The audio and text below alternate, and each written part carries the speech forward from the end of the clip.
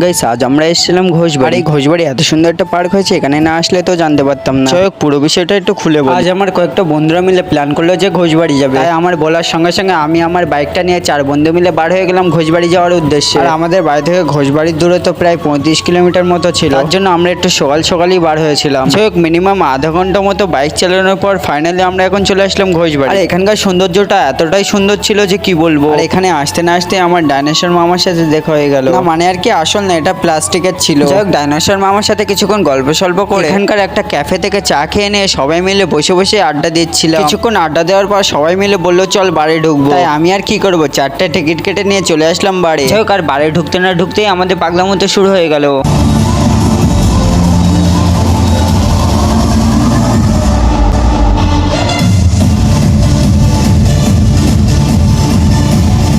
যাই হোক, আর আমরা এখন এখানে মজা করছি। আর এখানে এই মালটা দেখো, যায় না কার সাথে ফোনে কথা বলতেই ব্যস্ত। যাই হোক, বাড়ি কিছুক্ষণ মজা করে আমরা এখন যাচ্ছিলাম বাড়ির দিকে। আর হ্যাঁ, তোমাদের তো একটা জিনিস দেখানো হয়, ঘোষবাড়ি যে বাড়িটির কথা উল্লেখ করা হয়েছিল এটাই হলো সেই মেন বাড়ি। যাই হোক, আর আজকে ভিডিওটা এই পর্যন্ত। নেক্সট মিনি ব্লগের জন্য সাবস্ক্রাইব এন্ড ফলো করে দাও।